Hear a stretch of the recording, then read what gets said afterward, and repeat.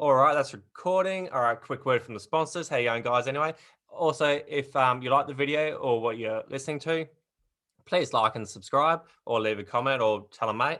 All right, FIFO by Aaron Weston, a hilarious novel about all the dodgy stuff that happens up in the FIFO industry. Available at Aaron Weston Author Facebook page or Instagram. Just click on the link or the shop now button. For the kids, children's books by Aaron White on Facebook. You got Australian Mining Machines Colouring In Book, Australian Defence Force Machines, Australian Surf Lifesavers, Australian Police Vehicles, Australian Paramedics, Australian Firefighters. Yeah, I think that's enough. All right, cool. Yeah, all available at Children's Books by Aaron White on Facebook. Just click on the Shop Now button, grab yourself a copy. All right, let's get into it. Hi, everyone, and welcome to the Aaron White Show. Today we have a fantastic guest, Diane Student. Diane is the producer and the host of the History Goes Bump podcast. Welcome to the show, Diane. Oh, also, basically, she visits haunted places and looks for ghosts. How cool is that? How you going? It's great, Aaron. How are you down under? It's fantastic. Thanks. Oh, you're in Florida, aren't you? I am. So it's night here while it's morning there. Yeah, that's sweet. Almost stuffed up the time. So, oh, well, anyway, yeah, I just want to get right into it. Normally ask a different question, but I just want to get straight into it, basically. What got you into the whole visiting haunted places, and how do you even know if they really are haunted? Well, I have to blame my mom for that because she was a historian. And so she would take us into cemeteries every so often and take us into old buildings. And one year, I think I was probably about 16 or something like that. And it was Halloween. And she said, we're going to do some haunted houses. And at first I'm thinking, the haunted house attractions. And I really didn't dig those too much. I still don't today. And I thought, I don't think she's into the haunted house attraction thing either, but okay, whatever. So we pull up to our first house, and it's this really old house in downtown Denver. And we go inside, and there's some people in there, and they start telling us the history of the house, and then start telling us about some of the ghost stories that they had to go along with the house, experiences that people had had. And I was hooked. I'd always been a weird kid anyway, and liked horror movies and creepy stuff. And I was into cryptids and mysteries and all that good stuff. So it was right up my alley anyway. So after that, I loved it. So anytime I'd go to visit a city or something, I'd always look up to see if they had a ghost tour, because to me, that's the best way to get the history of any city, because you not only get the regular history, but you get the seedy stuff, the really interesting stuff. They get into talk about the gangsters and all that other stuff. So that's really what got me started. And the way that I do my podcast, I always end it with, is this place such and such haunted? That is for you to decide. I always just leave it to the listeners, because for myself, I call myself an open-minded skeptic. So I want to believe, and I do believe, but I question it a lot before I will believe. For me, how do you know a place is haunted? Basically, it's just based on your own experiences. And for me, if I've had what I would call a paranormal experience or a haunting experience, it's something that I just can't explain. How did that happen? Yep. Do you use any of those like electricity monitors that only a ghost or a spirit would like give off? That you see in the movies and Yeah, stuff? yeah, they have EMF detectors, and we have one of those. And it's just a standard piece of equipment that an electrician would use in a house. And it's kind of their way of detecting if maybe you have some open wires somewhere that need to be closed down or something like that. And somehow, at some point, some ghost hunters or paranormal investigators figured out that whenever you have a spirit around, it seems like it gives off some kind of electrical charge. Because if you think about it, energy is basically electricity. And to me, that's all a spirit is. It's just, we are energetic creatures. And so that's one of the reasons why I think something goes on after we die, is because your energy, and energy just doesn't go away. It has to move on to something else. And so an EMF basically is just picking up on that extra energy that's there that you may not be able to see, what's there. And there's a belief that these spiritual beings feed off of electricity too. So if they're feeding off the electricity, they probably are going to be giving off something that you can pick up with an EMF. And there's so many different pieces of equipment now. I mean, back in the day, they barely had anything. But now you've got things where there's these SLS cameras that you've probably seen on some of those paranormal shows. That's basically a Connect video game piece of equipment. And what it normally would do is map your body. And then you could do like your bowling or running or something for a video game. Well, it's like it flips it and it tries to map out a spirit. And occasionally it will. And it just appear like these stick figures. So you've got stuff like that. There's these things called spirit boxes, which is basically a broken radio that will just run through all the different channels, and it'll do like a sweep, and you could do it backward or forward. And the thought is that a spirit can use that, I don't know, the white noise that's in there to talk to you. And every so often you'll have a word that comes out with that. Flashlights, you can turn a flashlight on and you unscrew it a little bit and then you leave it and you ask them to turn it on or off. Sometimes they can do that. Our favorite piece of equipment, I have two pieces of equipment that are my favorite. Number one is a recorder. And as you know, being a podcaster, you want to record everything.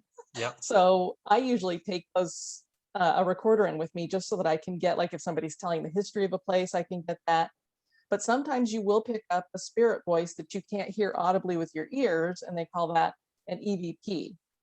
And I've gotten a few of those. And then we have dowsing rods, which are basically just these metal rods that a lot of people use.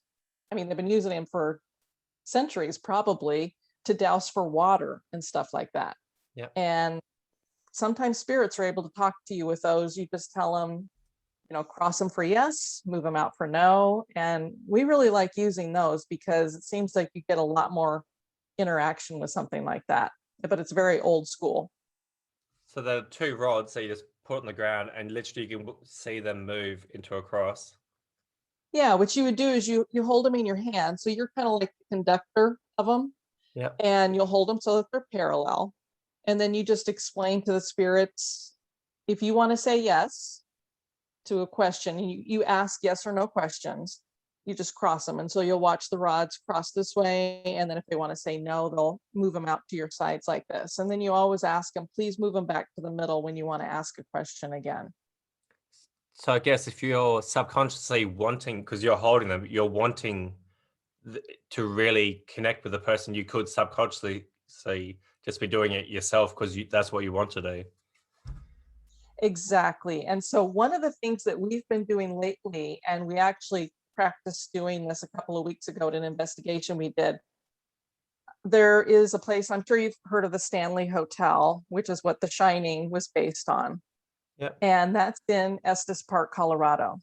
And so there's this method that's called the Estes method. And there was a group of investigators that were at the Stanley Hotel, and they thought, it would be easier to use a spirit box if we could make it so that you had the noise of the spirit box with the sweeping back and forth on the radio signals in headphones, and put noise canceling headphones over your head and blindfold you so that you know for sure that that person who is hearing stuff coming through the spirit box, it's not being biased by us in any way.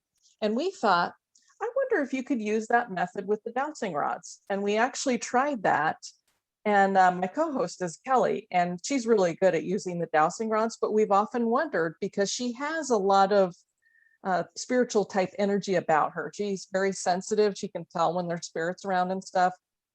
And when we did it, she put the headphones on so she couldn't hear anything, and she blindfolded herself so that she couldn't even see what the dowsing rods were doing. And when I would ask her questions, the first time I said, is there anybody here? And they crossed. And then I said, can you move them back out to parallel? And it wouldn't do it. I asked again, and we had an EMF sitting there too. And it had been going off, then it stopped going off. And she, of course, can't see any of this. And then all of a sudden she asked me, she goes, it feels like the energy left. Like there's something, it's not here. It's not even answering. And so I thought that was kind of cool that she didn't even know what conversation we were having, what I was asking, and she didn't know that the EMF basically had indicated that there was no activity going on. And so we want to use that a little bit more in the future because, like I said, we're open-minded skeptics too, and that definitely has crossed our minds because, you can do things like that with the mind, I believe. Have you heard any words using these tools? Like any like I know just the spirits talking to you? Like have you personally heard like I'm behind you or something like that, like any words really? The really cool thing that happened for us, we did the Estes method when we were at a battleship called the USS North Carolina. Yep. And we actually had a couple of the real ghost hunters from TV were there hosting us. And one of them, he had served in the military. And so I was the one who had the headphones on, and I had no idea what he was asking or anything like that. And when we listened back, it was like we were having this conversation. And it's hard to describe what it's like because it's very hard to understand a spirit box. If you've ever listened to one, people could Google it or check a video on YouTube to get kind of a feel for it. And it's just like having this constant static, but every so often a word will come through. And I really like it when it's either a curse word or something that wouldn't be appropriate on the radio because that's not just something that somehow fed through the radio. Yeah. Or sometimes you might get a sentence and you're not going to get a sentence when it's sweeping through the channels really fast. You might get a blip of a word, but not a whole sentence. And the interesting thing is you can tell that there's different voices. So when we were at the jail and we were doing a spirit box, I could tell, to me, it felt like there was a group of people standing there all talking at once. And I'm like, I can't understand anything that's being said.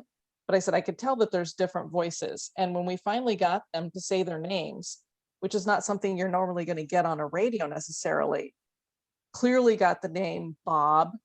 I got another name that was clear as day, Steve. And then there was a guy who said his name was Arnold, but the sound of it was like he was at the back of the group. And that's exactly how it sounded coming through the spirit box, was like, I'm Arnold back here in the very back of the room.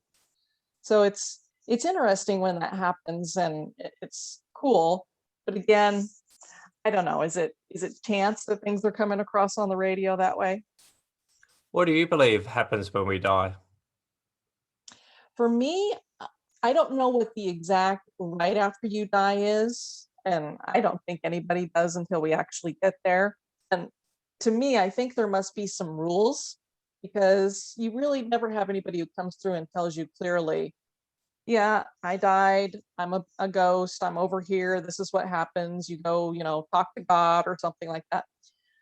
I don't know exactly what happens after we die, but I do believe the spirit goes on. I don't know if you get to make a choice about whether you stay on this plane, if you get to make a decision to go on, kind of like the movie Ghost with Patrick Swayze, where he says, no, I'm going to stay here for a little bit. I don't know if that's the case. I don't know if perhaps spirits can go back and forth. It seems like sometimes they can because people will see family members that have been dead for a while, and maybe they come back when they're getting ready to die or just to come back maybe on their birthday or something. So I do believe that there's a God. Heaven, hell, I don't know about all that, but I do believe that there's some essence about us that continues to go on after. Here's a thought for you. You have a drink and then just answer when you're ready. Yeah, so basically, do you believe that maybe the spirits hang on, like just hang around because they have unfinished business, like on like on the TV series like Ghost Whisperer, until once they've got that peace of mind, then they can move on? I think that's the case for some of them. I think some have unfinished business. I think some are in denial that they're dead, so Yeah. they don't know that they're dead necessarily. When we do investigations, we're real careful about asking people about being dead because we're like, they may not know that they're dead. So, I don't really want to bring that up to them necessarily. Yep. I think sometimes something so traumatic has happened to somebody, like A lot of the times it's somebody who's been murdered, or maybe they've committed suicide or something.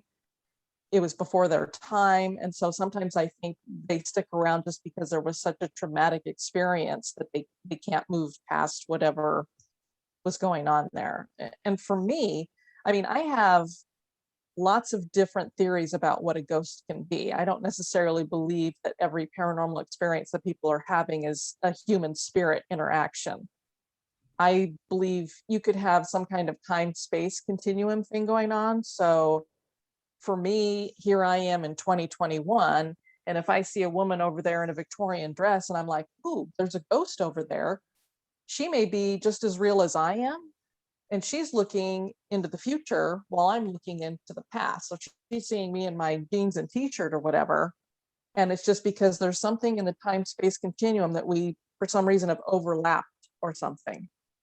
I believe there's all kinds of interdimensional creatures that we don't know anything about, whether it's angels or a cryptid or something like that, that aliens. I mean, I could go the route when it comes to what a ghost is. I think there's a lot of different possibilities. We kind of just blew my mind there. I've been Yeah, thinking about this for a while. yeah. So you actually believe that is like because touching on the lady in the Victorian dress and you in your shorts and t-shirt, do you believe there's lots of where am I going with that? So do you reckon there's lots of not lives, but lots of is this all happening at the same time, you think? That because you're saying the 1920s, there could be a lady in the dress. Is it happening at the same time as we are now? I don't know really what I'm trying to ask, as. I can see what you're trying to ask, because it is kind of like with your brain, it's like blow your mind. Because we don't understand time. I mean, Yeah. we're not outside of time, so we don't understand things that are outside of time. So I don't know if it is something that could be going on at the same time.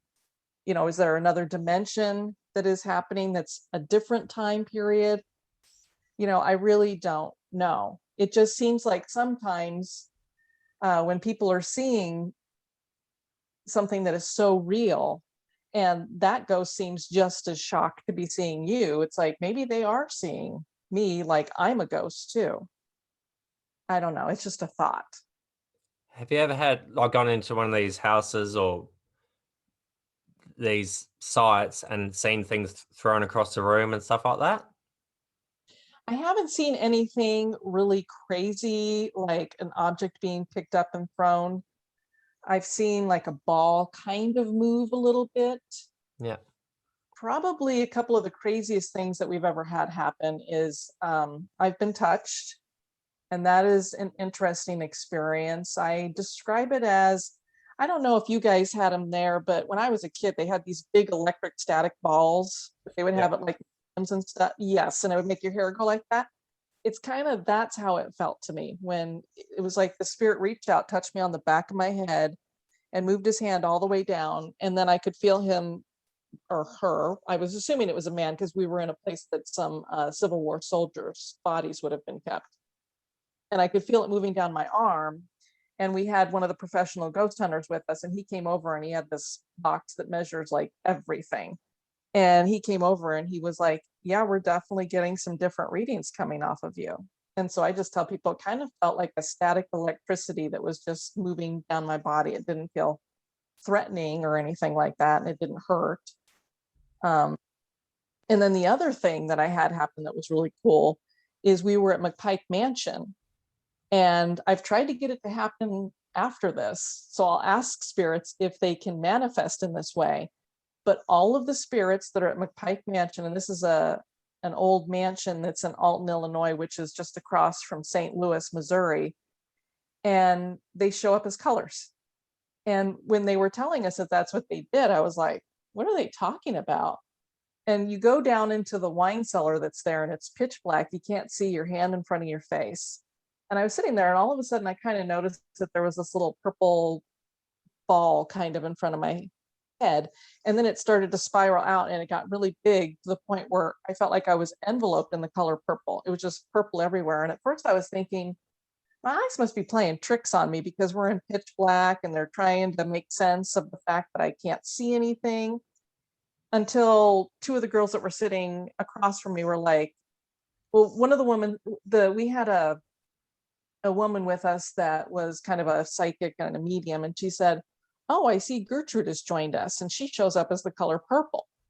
And so then I said, well, I am seeing purple. And then these two girls that were sitting to the side of me both were like, we see purple and it's right in front of you too. And I was like, whoa. And then you heard another person go, well, I'm seeing red. Well, that's Sarah. And then there was another spirit that showed up as white. And it was the craziest thing. And ever since then, I've always, when we go somewhere and we have some kind of interaction with a spirit, I'm like, can you manifest as a color? And nobody's ever done it. So have you tried going into, like in your own house or wherever, a really dark place, to switch off all the lights, I don't know, blindfolding yourself and seeing if your eyes do that automatically, or your brain actually makes those colors? I haven't, which would be a good test. Because what I kind of likened it to is, when you wake up in the middle of the night and everything's kind of fuzzy and you almost see kind of a staticky around the room when it's dark like that and you're first waking up. That's what I kind of likened it to. So I wondered if it was something like that. And the only thing that made it seem real to me was the fact that these other people were seeing the exact same thing that I was. Yeah. And it lasted for a really long time. It was like 10 to 15 minutes that it just kept surrounding me. It was weird. Yeah. And I kept putting my hand out. I was like, is it cold? But it didn't feel cold or anything. It didn't feel nothing? Just felt like the No. same? Oh. Yeah. Have you ever felt unsafe going into these haunted places? No, there's a couple places where I felt a little apprehensive before I went in, just because you hear all these stories about these places. The Villisca Axe Murder House, you hear all kinds of experiences there. I mean, there was a guy who stabbed himself with a knife because he was in there. And of course, the story that goes with that one is that 8 people were killed inside this house. So it's already got kind of a negative story about it. And so you're a little apprehensive going in there. Or Waverly Hills Sanatorium, I was apprehensive going in there. But so far, knock on wood, I've never had a negative experience when I've gone into any place. I've never run into anything that seemed negative or dangerous, and I've never felt threatened or frankly scared. I usually walk out of most of the places if I've had an experience, which you don't always have them. And I've just always been like, wow, that was really cool. Yeah. You're not worried about the spirits like following you home or anything like that? I do. So we always make sure before we leave a location to say out loud, you are not welcome to come with us. You have to stay here. You're not invited. And we usually carry a stone with us that's black tourmaline, and it's a kind of rock that is known to repel negative energies. And so we usually carry that, keep it in the car and stuff with us so that if there's anything negative, it would hopefully keep that away. Do you believe in using sage?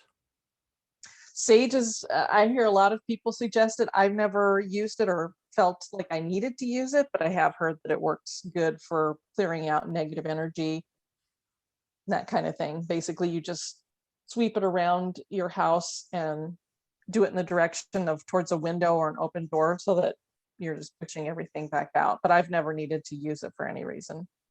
Have you ever been to a medium and try to contact the dead that way? No, I've been around mediums and had them when we've been doing investigations, but I've never personally had a reading. I've never really wanted one.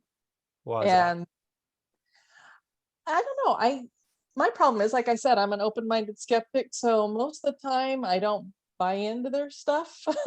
Yeah. There's a few that I've had interactions with where I'm like, oh yeah, they do know their stuff, or there is something going on there. And like I said, my co-host Kelly, she can be sensitive about stuff, and she picks up on things that are, it's interesting what she will pick up on. A lot of these people who are on TV, I don't really buy into them. I think they do a lot of cold readings off of people and stuff. So I don't know. I don't give it a whole lot of credence. So it's not something that I really care to experience that much for myself personally. Yep, and hanging around these because you said that you went, oh, what was it? You went with the TV ghost hunters and did your thing with them. Do you feel that some of them put it on just for the TV, like the producers are making things happen just to get the ratings, or do you reckon that they're like true as? I think some other stuff is true and some of it is over the top. Um, One of the things that a lot of people don't know, and then when you talk to them, you find these things out, is it looks like they just go in and investigate a place for one night and they get all this stuff going on. Well, most of the time they're in that location for at least a week Oh, and okay. then they're editing it together. So, because you'll find when you go in and do investigations, it's pretty boring most of the time. A lot of the time you're just sitting there and nothing happens, or you don't find out that anything happened until after the fact. Like I'll come home and all of a sudden I'm like, ooh, we got an EVP of a voice that was answering a question or something, but we didn't know at the time that it had. Oh, yeah. Um, I think the problem is when you're on TV, you have to be entertaining or Yeah. people aren't going to watch. If they were just sitting around watching somebody, a bunch of people sit around in the dark for 3 hours, nothing happening, it just doesn't make for good TV. So obviously they're edited to look that way. There's some shows that I think are legit. There's others I think they add a lot of stuff to it. I'm not a big fan of Ghost Adventures, not only because I think that they make up some of the stuff that they do, but I also don't agree with. You think about if somebody's coming into your home and they just bust into your house and all of a sudden they're like, hey man, come at me, are you there, come on, talk to me, da, da, da, da. You'd be like, get out of my house, you jerk. Yeah. And so I kind of feel like when people go in and do investigations in that way, I don't like that. And I kind of feel like a show like Ghost Adventures does a lot of that, where it's just going in and trying to stir the pot and just be a jerk. And I'm like, these are people who maybe some of these spirits they were once human and you want to give them respect. What's your most memorable or favorite experience? Because you've done like how many? 380 episodes now? Yeah, Something I like think that. that's about where we're at. You've done heaps. So what's your favorite one that you've done? Like favorite place you visited or something like that? It's so funny. People will ask me like, "Oh, what's your favorite podcast episode?" And I'm always like, "The one I'm working on right now," because that's Yep. like the one that's in the front of your brain. Um, wow, it's really hard to say favorite places. Like if there's places that I've gone back to over and over again. Here in Florida, we have a city called St. Augustine, which is one of the oldest cities in America. And they have a lighthouse there. And every time I go there, I have an experience. So that's one of my favorite locations to go to. But I have to say, probably if I was to be like, that was one of the coolest experiences I've ever had, it was because it was one of the first one I've ever had. And we were at Waverly Hill Sanatorium. And we were doing a live show. So there was a whole bunch of listeners that had come along too. And there were a group of 25 of us. And the tour guide was telling us a story about, we were on the third level. And there was a disabled veteran who was homeless and he had taken up living there. And they kind of let him do that and kind of work as a caretaker. And he had a dog who also joined him. And they would do the rounds and walk the place. And this one night there were these punks that were in there and they were giving him a rough time. And they actually ended up throwing him down the elevator shaft along with the dog. And of course, it killed both of them. Well, as she's telling us this story, I hear very distinctly the whining of a dog. And I was like, I wonder if that's, some door hinges that are squeaking. That kind of sounds like a dog howling. And then a couple of minutes later, I hear it again. And then she stops talking and she goes, did you guys hear that? And everybody goes, yeah, it sounded like a dog whining. And she said, yeah. And there was one a little bit before that. And then another minute later, again. And everybody was like, yeah, did you guys hear that? So I was like, that was so cool because it was, first of all, audible, which you usually don't get something that's like a disembodied voice that's audible very often. And the fact that, standing there with 25 other people who heard it, well, clearly it's not a figment of my imagination. We're all hearing something. And so that was cool. Plus, I love dogs and I've had a couple of my dogs pass on. And so it's like, dogs do go on. They do have spirits. They do get to hang out and stuff. So I just thought that that was very cool. Is this your full-time thing that you do, or do you have another job as well, or what are you up to? Yeah, I have another job too. I would love it to be full time, but as you probably are finding out, You don't make much money. yeah. Podcasting doesn't bring in a lot of money unless you're one of the big shows out there. And I started podcasting 6.5 years ago, and that was still back at a time when a lot of people didn't even know. You'd say, "Oh, I do a podcast." They'd be like, "What's a podcast?" They didn't even know what that was back then as much. And now, every celebrity's got their own podcast, every news channel's got their own podcast. So there's a lot of competition out there. So no, I run my own house cleaning business as well, which works really good because as the podcasting has taken over more of my time and my life, I've been able to cut back a little bit on the cleaning. So Do you use that Patreon to get I sort of like do. something out of it?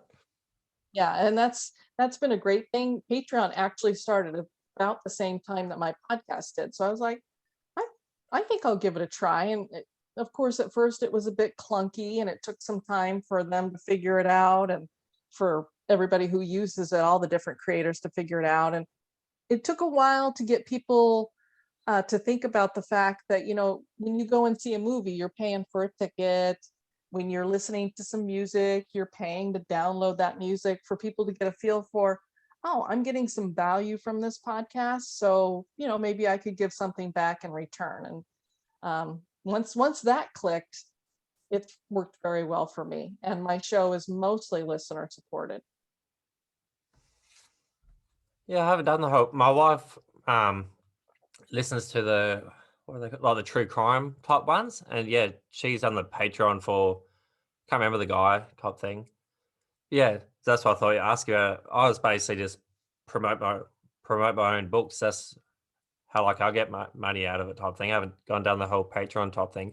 Do the people that do that to support you, do they get extra content and stuff, or Yes, I everybody gets a sticker, whether they sign up at the dollar, because I start down at the dollar level for people who, I'm like, most people can find four quarters in their couch or whatever a month.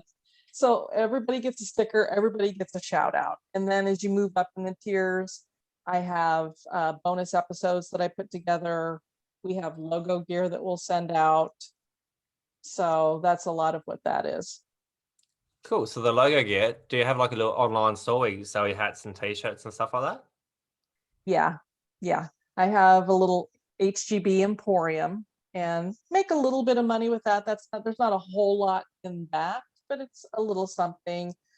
And it definitely entices people. It's usually about the $10 levels where I start it, and they get a logo mug after they've been giving for 3 months. And then at the end of that year, they get a t-shirt. And then I just give them a t-shirt every single year if they stick around. It's kind of my way of getting them to stick around for year after year. And I've had some people now for 5 years, so it must be working. Yeah, it's definitely working. What else have we got here? Do you feel the spirits are stuck in these haunted places, or do you reckon they can leave whenever they want? It's hard to know when you ask, because of course we ask them, are you able to leave? Sometimes they say yes, and sometimes they say no. Sometimes the reason why they're stuck there is because there's other spirits there that won't let them leave. Sometimes you have a bully kind of person who, if somebody was a bully in real life, they tend to carry that over into the spiritual world. And so maybe they're making it so that people can't leave a certain location. I think sometimes spirits don't know that they can leave, and so they think they have to stay somewhere. And for some, I think some of them choose to stay at a certain place. For some spirits, they might be haunting their former home that they absolutely love, and that's just where they want to stay. And I mean, to tell the truth, I'm sure there's some that might be a little bit afraid of what comes after, especially if you were not a good human being. Yeah, Maybe you're afraid of what might be beyond, so you don't want to go anywhere else. that makes sense. We've got another 5 minutes or so. Well, where can people find you online and find the podcast and your videos and stuff like that? We have a YouTube channel. If you just search History Goes Bump, usually what I do is tell people to go to our website, historygoesbump.com, and we have all the links there to everywhere that you can find us on social media, with YouTube. The podcast is on every kind of podcast player you have out there, including Alexa. You can find us on there. And yeah, that's pretty much, you search History Goes Bump, we're the only ones. So That's on Instagram and Facebook and everything as well. yeah. Sweet. And what's in the future for you? What's like, what do you want to happen in your life in the next 2-3 years or whatever? If you didn't have to worry about, I don't know. Oh, you tell me what you think anyway. What's in the future? What would you like to be in the future? Well, like I said, I would love to be doing the full-time podcasting. So I'm always striving for that. The future, we definitely have stuff set up where we're going to start doing meetups again. Obviously this last year made it pretty hard to do meetups and go on ghost tours and visit and do that kind of thing. So I'm looking forward to getting back into that, getting to meet listeners in person. I do have another podcast that I'm working on, so I'm hoping to get that one launched. And that one is, I'm a Christian, and so but I like weird stuff. Yeah. And there's a lot of weird stuff that's in the Bible. So this podcast that I've been working on is going to be basically talking about the weird stuff that's in the Bible that a lot of people may not necessarily know that's there, or haven't had it really developed or talked about a lot. So that's one of the other goals that I have coming. Can you give an example of a like weird stuff in the Bible? Yeah, so my first episode, which I've already got recorded and ready to be uploaded, is about a creature called Leviathan, and that's exactly what it's called in the Bible. And it's basically a sea serpent or monster. And most people, if you were to say, "Did you know there's sea monsters in the Bible?" they'd be like, "What are you talking about?" And so that's what this Leviathan is. And then what you try to prove it, or you just talk about it?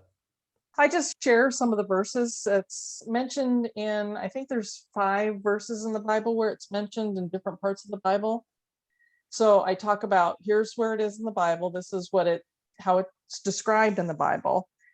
And then looking at what are sea serpents, like in mythology and some of our cultural stuff, talking about Nessie from Loch Ness, the Loch Ness monster, and kind of doing a comparison between the two things. And, since it's in the Bible, is this just a myth, or was this an actual creature that did exist?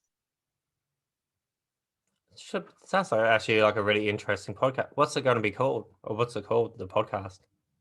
The Ghost in You. The Ghost in You. Do you believe about There, the you got whole... an exclusive. I haven't told anybody that. So when does that come out? I'm hoping, I was hoping it was gonna be in April, but it's probably gonna be May, because my brother-in-law is doing the music for it, and I'm just waiting for him to get it done. Sweet. Do you believe in the whole Adam and Eve thing? Do you reckon that's how we all started?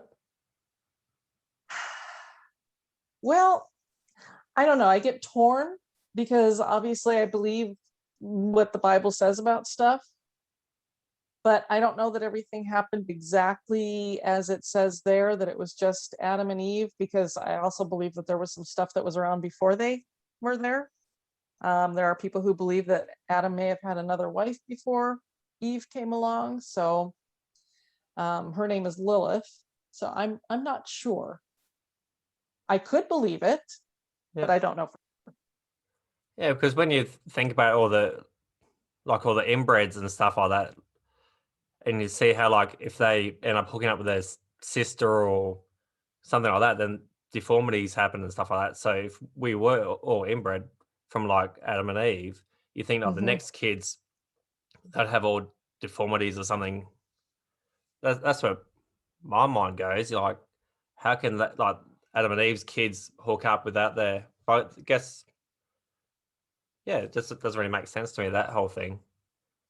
Yeah, the only thing that for the very first couple, you'd probably be okay, because the DNA is not it's not corrupted and screwed up yet from all the breeding that's been going on. So maybe those first few in the beginning, but you still, are going to have family members for quite some time before you're starting to get out into other, so far in generation that it's not going to matter as much. So yeah, in the beginning, I think maybe there wasn't as much issue with that, but as you move along, you probably were going to run into that.